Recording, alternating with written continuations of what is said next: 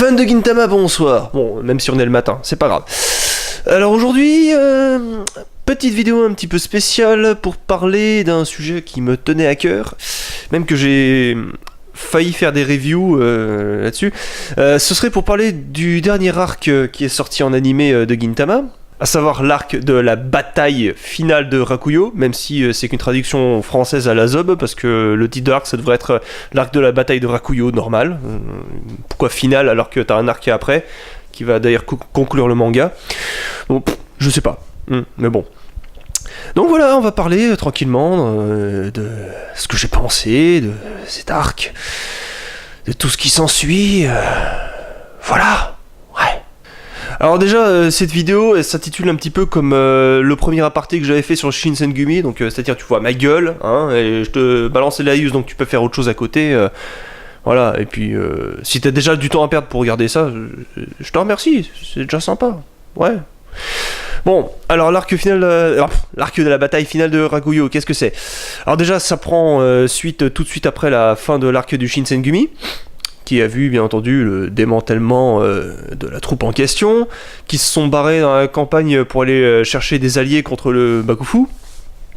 Bon, hein, cet arc qui était sympa et tout, mais il manquait un petit truc, un aspect un peu visuel en fait. Je parle toujours de l'arc des adieux du Shinsengumi, parce que dans l'arc assassinat du Shogun, qui est toujours à mon sens mon arc préféré, t'avais des filtres, tu vois, t'avais une ambiance, quelque chose de vraiment particulier qui rendait le truc énormissime, quoi, et même les musiques, c'était juste orgasmique, quoi, et y a pas d'autre mot, quoi, c'était énorme. Et l'animation aussi, elle avait été beaucoup mieux travaillée que la plupart, quasiment tous les épisodes qui avaient été sortis jusque-là, enfin... Il y a des exceptions, bien entendu, hein, je pense surtout à la petite saison là, de 2013, Enchusen ou je sais pas quoi, enfin les 12 épisodes qui étaient sortis, qui étaient qualité de malade, enfin pour du Gintama bien sûr. Voilà. Donc là justement, l'arc de la bataille de Rakuyo, parce que j'en ai rien à foutre, il s'appelle pas Final, merde, voilà. Et ben il reprend un peu cet aspect avec une pote artistique, enfin une colorimétrie, hein, une ambiance très très particulière qui me rappelle un petit peu l'arc de l'assassinat du Shogun, mais un peu différent. Alors, faut savoir que moi je lis les scans depuis un bon moment. D'ailleurs j'avais commencé à lire les scans au moment où on était en plein milieu du combat entre Gintoki et l'autre là, avec son œil au milieu et ses deux yeux complètement défoncés là, le meilleur sabreur comment il s'appelle, des pierres de l'espace, les Arasume. Bon, voilà. À ce moment-là, c'était un peu what the fuck, mais en suivant au fil des semaines et tout ça, je me suis dit putain. Ah, j'ai vraiment hâte de voir tous ces chapitres transcendés en animé, quoi. Et ça a pas loupé, quoi. C'était bon. Voilà, pour donner un avis comme ça, à froid, parce que bon, ça fait quand même quelques jours que le dernier épisode est sorti, épisode de 328, c'était bon, c'était très bon. Le seul truc qui fait chier, c'est que t'as pas la suite tout de suite.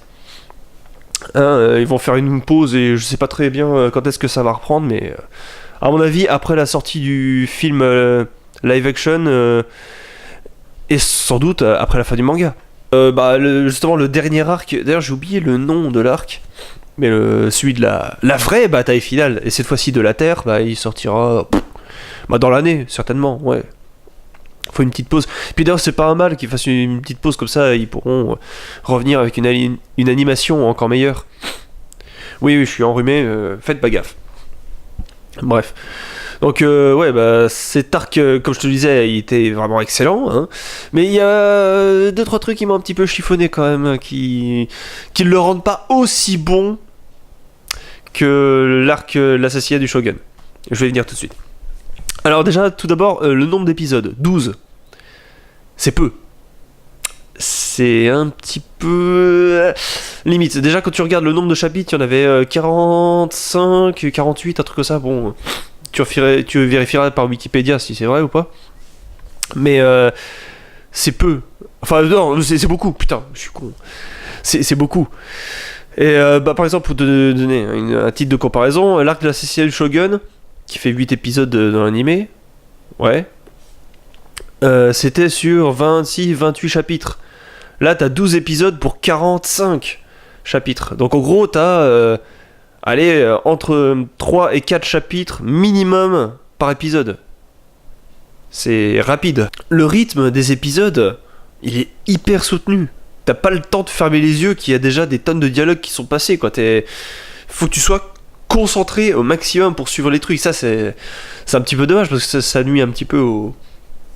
Bon, moi, perso, je suis hyper fan de trucs. Voilà, je m'en fous. Au contraire, je kiffe. C'est pas du Dragon Ball Z de l'époque du Club Dorothée, hein, si tu connais les références. Voilà, au moins là, ça va vite, mais ça va peut-être un peu trop vite.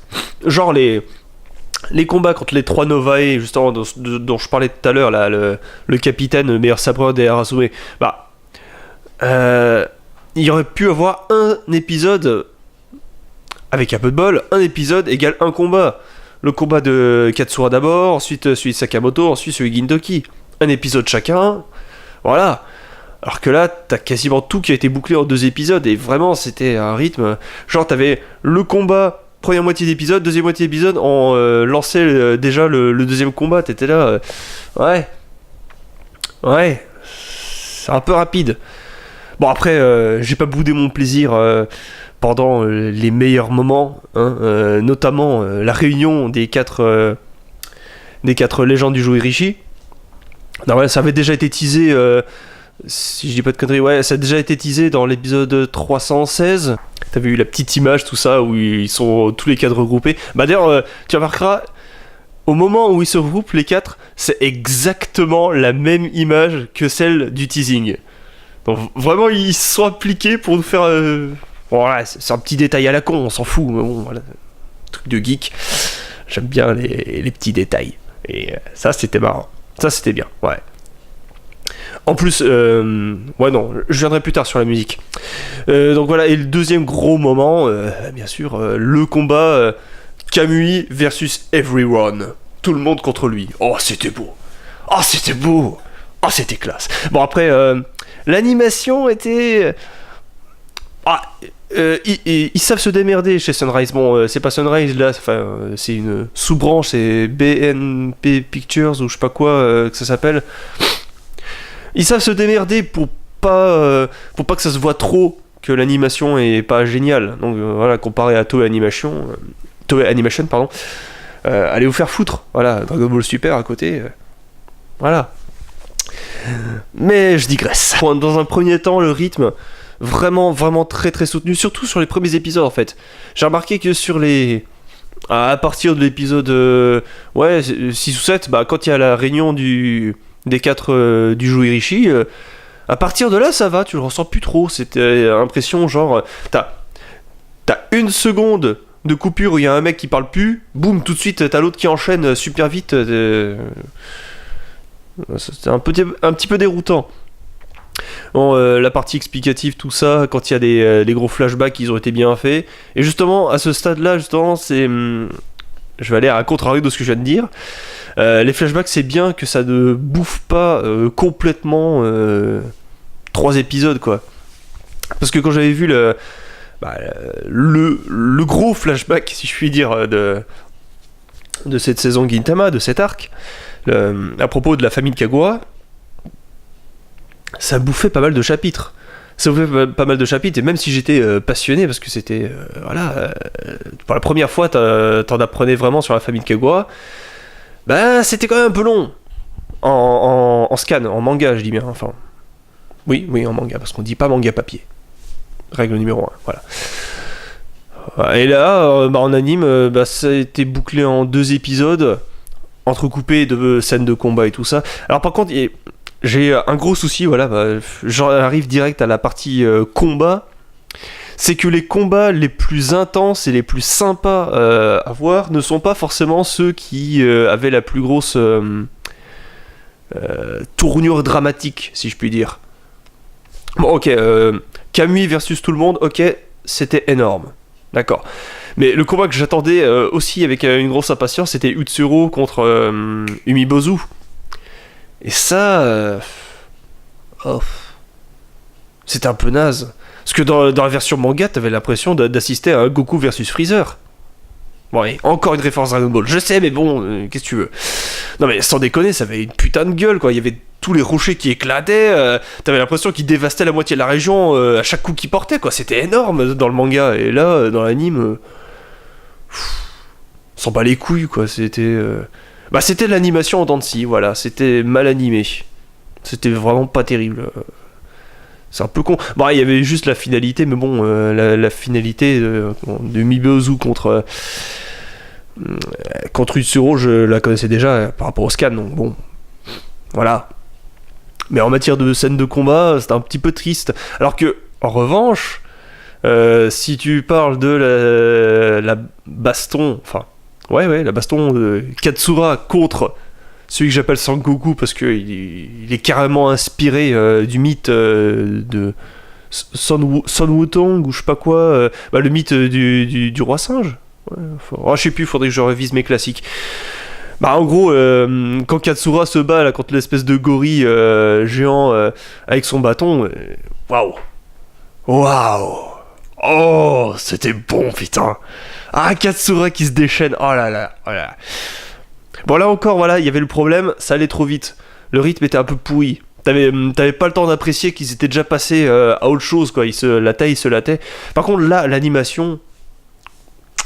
du caviar. Ah, c'était excellent. C'était excellent quand ils se bastonnaient là sur les toits et tout. T'as Katsura qui se fait massacrer sa gueule, qui se fait latter, il est toujours là. Oh. Non, parce que dans le manga, enfin quand j'avais lu les scans, j'avais trop l'impression que Katsura, c'était un espèce de Tarzan, quoi. Quand il enlève la moitié de son... Je sais plus comment on dit ça, doji ou...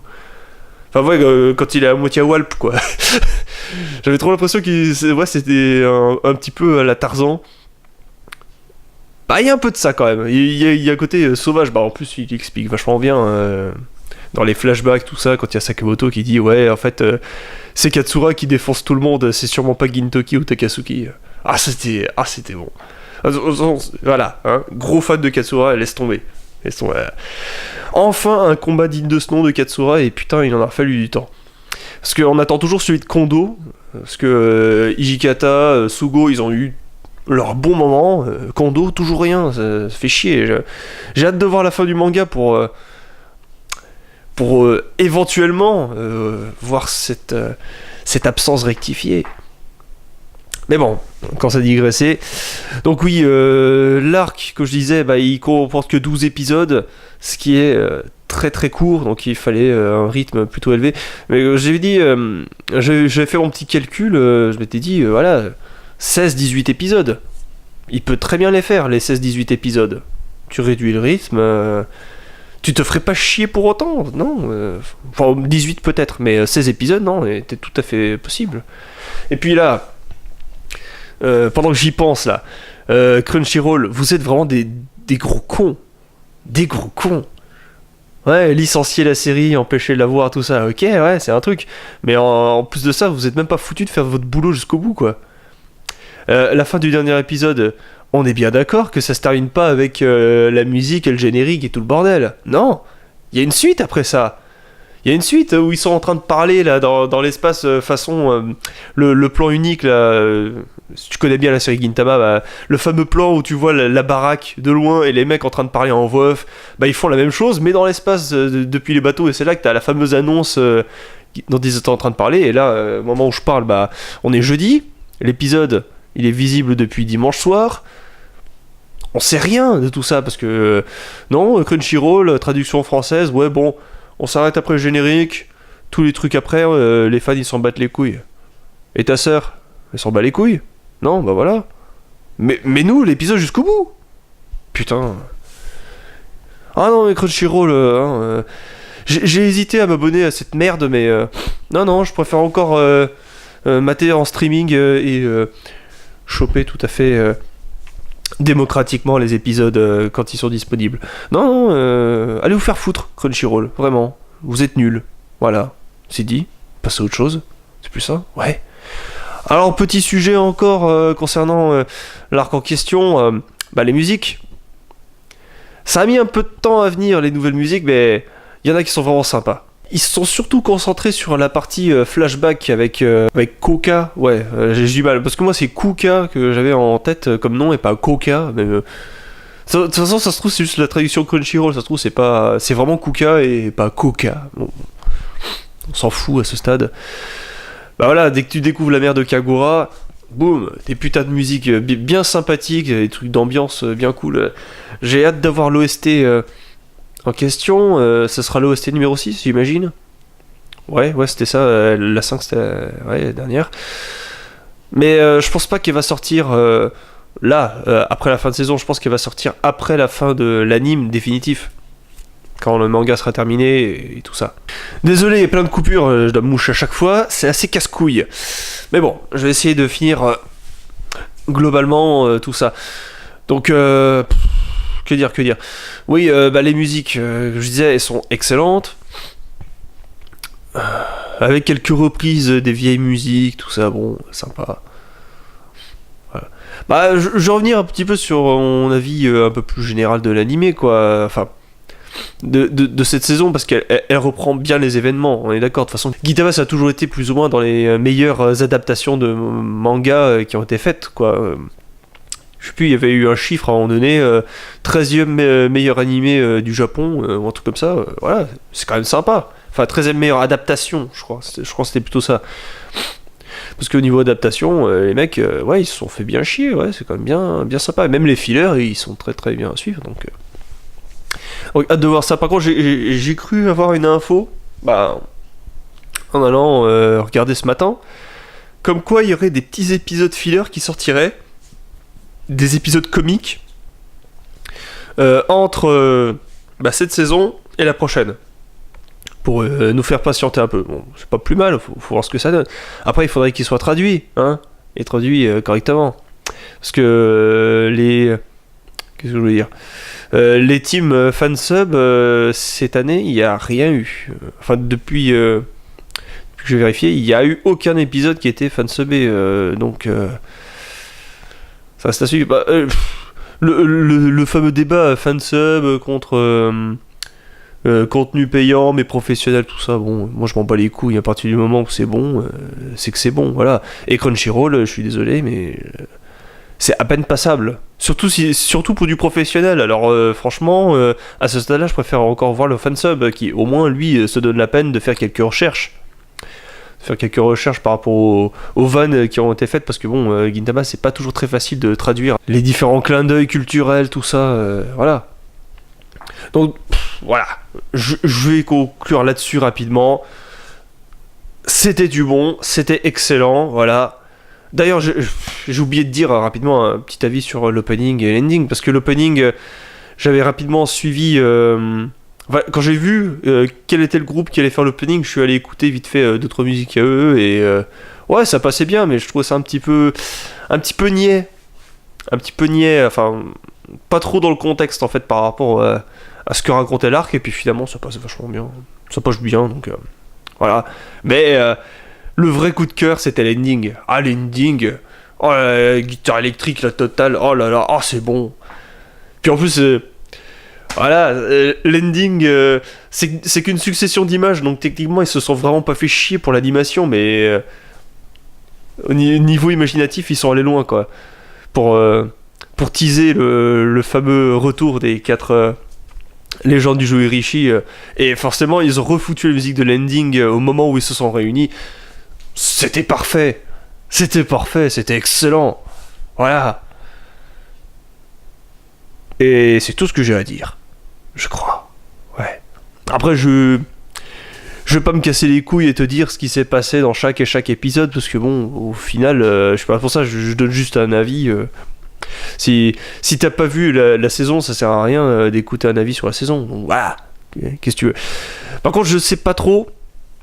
En fait, voilà, pour clôturer cette vidéo, en fait, j'ai dans l'idée depuis un certain bout de temps de faire éventuellement des reviews concernant les chapitres, soit des scans, soit de l'anime, soit les deux. Le souci, c'est que j'ai pas forcément le temps de le faire, mais que si je commence à le faire, il faudrait que je le fasse à chaque fois. Donc, si jamais tu regardes cette vidéo, jusqu'au bout, du moins, et si jamais t'as vraiment envie d'en voir plus, parce que bon, je suis pas un putain d'orateur, hein, je fais ce que je peux, j'essaye. Voilà, je suis pas au niveau des meilleurs youtubeurs qui se la racontent sans problème, qui parlent de manière fluide tout le long. D'ailleurs, voilà, je suis pas dans un état super déjà. Mais voilà, j'essaierai de faire de mon mieux. Et puis, si jamais tu veux voir des vidéos review francophones de Gintama, ce que pour l'instant je n'ai pas vu, peut-être qu'il y en a maintenant. Et s'il y en a, j'aimerais bien les voir. Ouais, ça m'intéresserait beaucoup d'avoir des avis d'autres personnes, bon, face caméra ou autre, mais il y a trop peu d'avis en fait, francophones sur Gintama, et ça me casse les couilles, vraiment. Et c'est pour ça d'ailleurs que j'ai lancé Gintaverse. Mais bon, j'en parlerai dans la deuxième vidéo, parce que j'ai une deuxième vidéo qui va sortir, qui sera un vrai aparté cette fois, l'aparté numéro 2 concernant le futur de la chaîne. Donc voilà, je garde ça pour plus tard. Mais bon, si jamais t'as envie de voir des vidéos review de Gintama, bah tu laisses un petit commentaire à la fin de cette vidéo, et puis suivant mon humeur, qui risque d'être plutôt bonne, parce que c'est plutôt rare que je reçois des commentaires, ça fait toujours plaisir, bah je vais pouvoir faire ça, même si t'es tout seul, je te fais une vidéo, rien à foutre, parce que je suis sympa. Ouais. Allez, Jala.